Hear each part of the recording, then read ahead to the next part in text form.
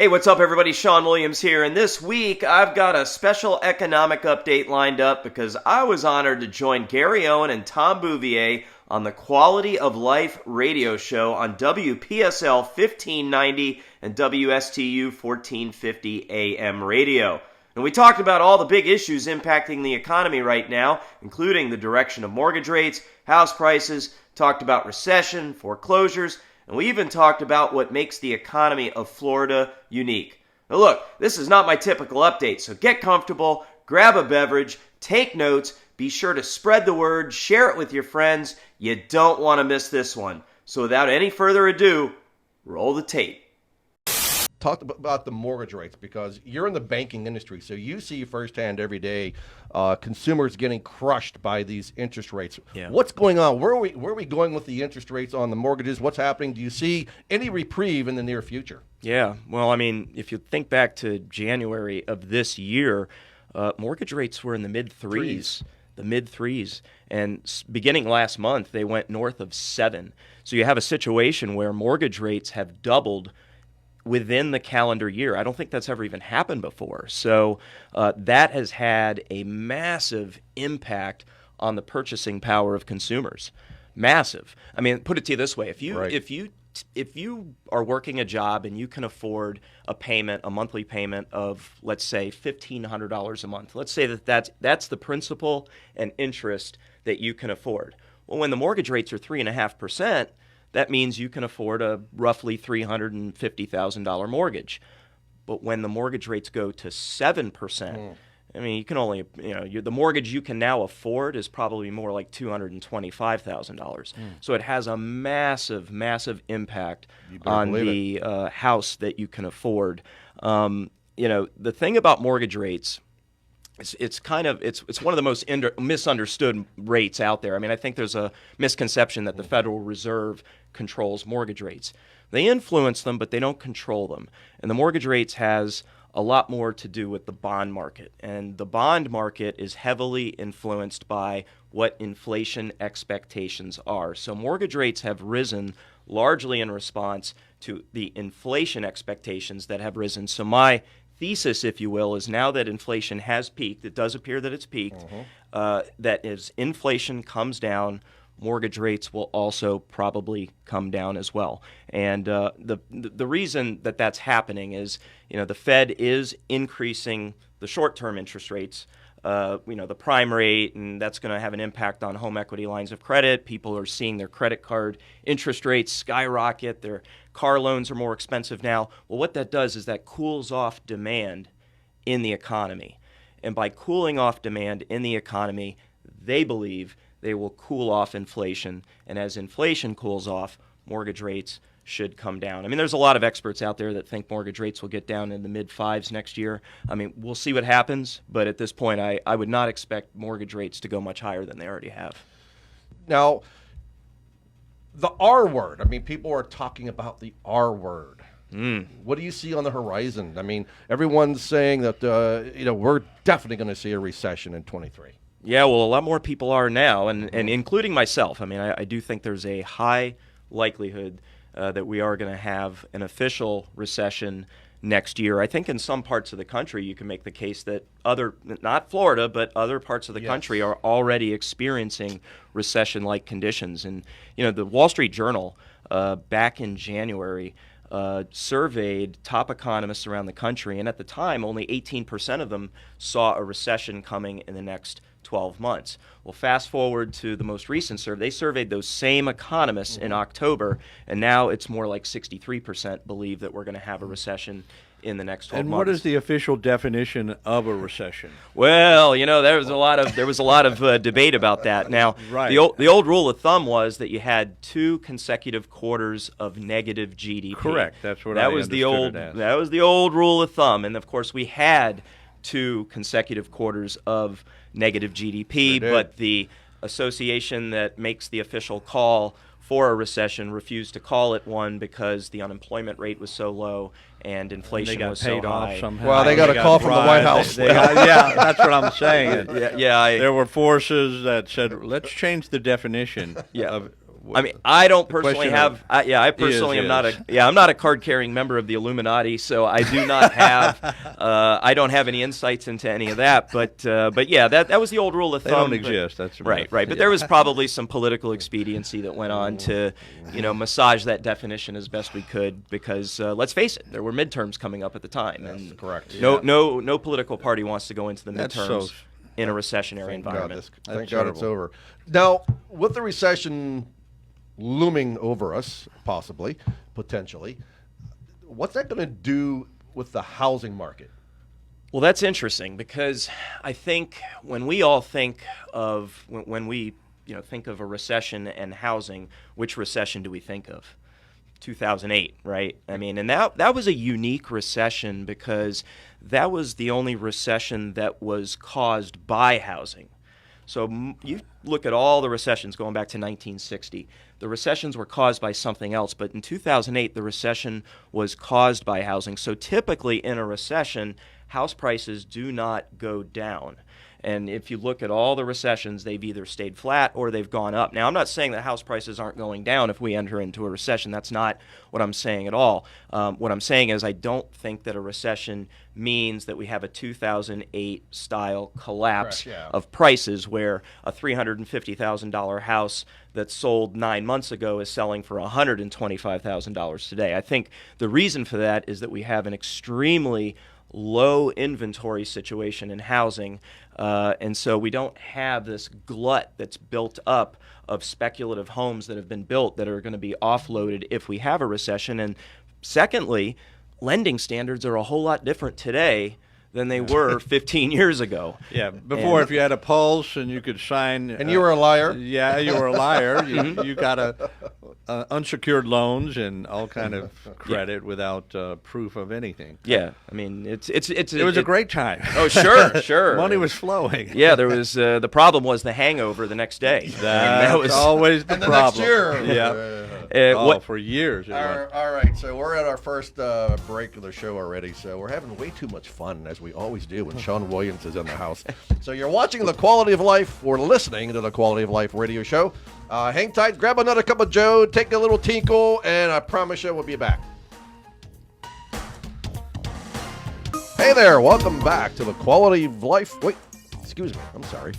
Welcome back to the world-famous Quality of Life radio show. Gary Owen here and Tom the Bouvier. Our special guest is Sean Williams. When we went on break, I was grilling the world-famous economist located right here on the Treasure Coast, Sean Williams, about the housing industry and what's going on. And will there be a recession?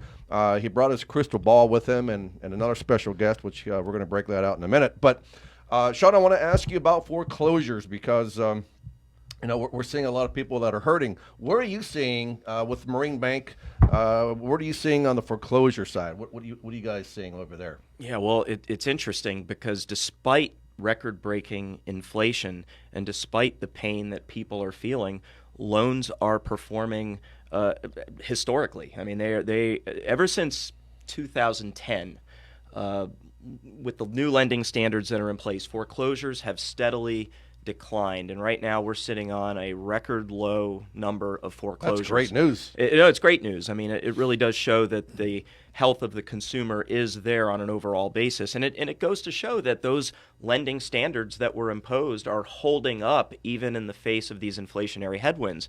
So, it's really not rocket science, right? I mean, if you have stricter lending standards, you're going to have better loan quality. If you have better loan quality, you're going to have less delinquent loans. And if you have less delinquent loans, you're going to have less foreclosures. And so I look at the national banking industry and I kind of look at the foreclosure rates that are happening. And right now it's 0.4% of mortgage loans are in foreclosure. That's low. Yeah, it's very nationally. Nationally, right. Nationally speaking, it's about 0.4%. And if you ask folks that are in the bank, the loss mitigation departments, the foreclosure departments, they would tell you that they'd be happy with 1% in a normal environment. And here we are at 0.4%. But here's the real kicker.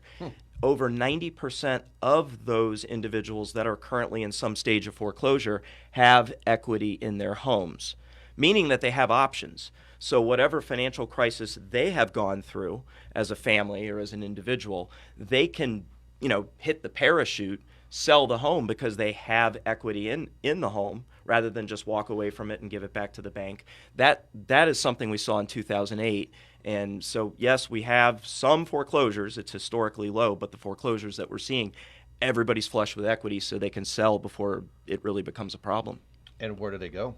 Well, that's they're probably going to become renters at that point, and that's obvious. That's ugly right now too. The rental situation has gone haywire, and it goes back to supply and demand. We just don't have enough housing units in the United States of America and here in Florida to basically deal with the demographic patch that we have coming through. I mean, you have the millennial generation is huge. People don't realize how big that generation is, and they are now reaching the age of what we call household formation.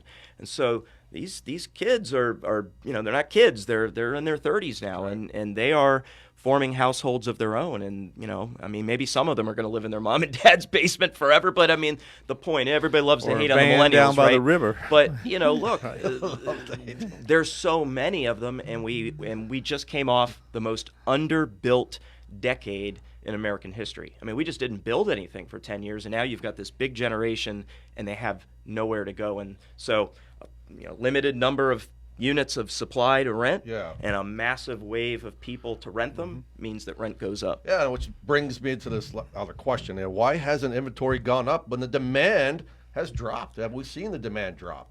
Or have we? Well, I have an idea for you, Gary. I'll ask you this. Why don't you list your house?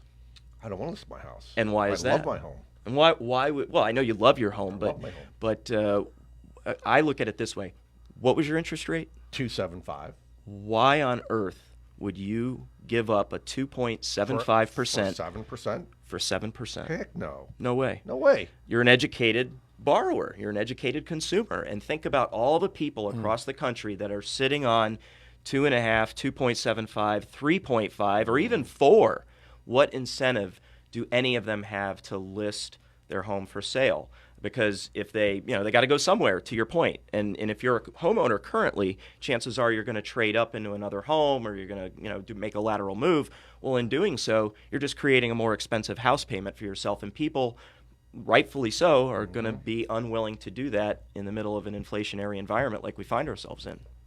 So we need more cash buyers. We need what we need is more housing inventory, and it's kind of a shame because all the developers and all the ones that you're kind of counting on to build it all. Well, guess what? Their interest rates just went up, so the economics of those developments that we were counting on to provide this supply, it's just not there for these developers anymore. So many of them are now backing away, walking away, and you're seeing some of this locally as well. We're still seeing. Oh, go ahead, Tom. Can't they just raise their price of the house if they, the cost of borrowing the money goes But that's up? what they are doing. That's the problem. Is that it's the affordability issue, and we really do lack workforce housing locally here, everywhere. I mean, it's becoming an issue everywhere, and I don't think we're going to dig our way out of it overnight. But we see St. Lucie County growing leaps and bounds, and I don't know what the latest statistics are for PSL, but they were at one point top third fastest growing city in the nation. Yeah. I don't know where we're at with it today, but I know they're still growing. The dirt is still flying in St. Lucie County